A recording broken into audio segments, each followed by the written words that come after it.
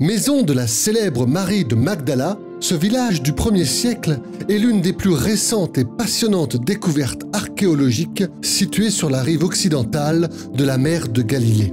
Son nom, en hébreu Migdal, signifie la tour, le phare au service du pêcheur naviguant dans et hors de ce port commercial animé. Magdala était la plus grande ville peuplée autour de la mer de Galilée au temps de Jésus, avec une flotte commerciale de centaines de bateaux de pêche. Le célèbre bateau de Jésus, qui a été trouvé enterré dans la boue au fond du lac de Galilée, est exposé à proximité. Il se pourrait que ce soit la barque de Pierre que Jésus prenait pour enseigner aux foules, mais il pourrait aussi s'agir de l'une des centaines de bateaux de pêche qui, selon l'historien Joséphus, ont été détruits par les Romains pendant l'attaque manquée des rebelles juifs.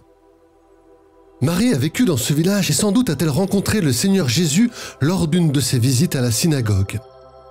La synagogue de Magdala est la seule datant de l'époque du Second Temple qui n'a pas été recouverte par une église ou une mosquée construite sur le dessus de ses fondations, laissant ainsi visible le sol en pierre que Jésus a foulé il y a si longtemps. Au centre des trésors découverts dans cette synagogue sont les 6 pétales de rosette gravés sur une magnifique pierre servant de support pour la Torah, qui représente un modèle 3D de l'ancien temple de Jérusalem et sa menorah, le fameux chandelier à 7 branches. Ce fut le premier découvert en dehors de Jérusalem. Marie de Magdala suivit Jésus jusqu'à la crucifixion et au tombeau, elle fut la première personne à rencontrer le Seigneur Jésus ressuscité. L'évangile de Jean nous relate au chapitre 20. Cependant, Marie se tenait dehors près du tombeau et elle pleurait. Tout en pleurant, elle se baissa pour regarder dans le tombeau. Elle vit alors 2 anges vêtus de blanc, assis là où gisait précédemment le corps de Jésus, l'un à la tête et l'autre aux pieds.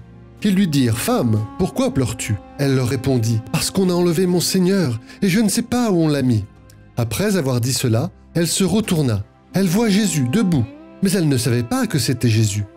Jésus lui dit « Femme, pourquoi pleures-tu? Qui cherches-tu » Pensant que c'était le jardinier, elle lui dit « Seigneur, c'est toi qui l'as emporté. Dis-moi où tu l'as mis, et moi j'irai le prendre. » Jésus lui dit « Marie. » Elle se retourna et lui dit en hébreu « Rabouni », c'est-à-dire « maître ». Jésus lui dit « Cesse de t'accrocher à moi, car je ne suis pas encore monté vers le Père, mais va vers mes frères et dis-leur que je monte vers celui qui est mon Père et votre Père, mon Dieu et votre Dieu. » Magdala nous rappelle le cœur de Marie, un cœur de dévotion profonde et d'affection sans fin qui n'a jamais voulu laisser partir celui qu'elle aimait. Alors que les autres disciples se sont en allés, Marie est restée à pleurer près de la tombe, son cœur tout attristé.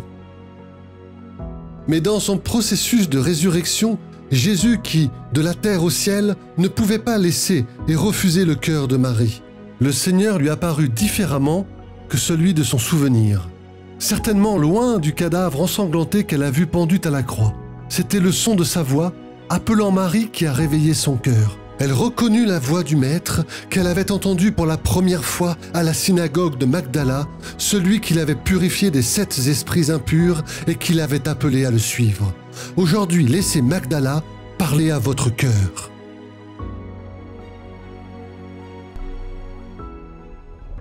Merci d'avoir regardé. Si vous souhaitez voir la version complète de cette vidéo ou en savoir plus sur le site, cliquez sur le lien ci-dessous.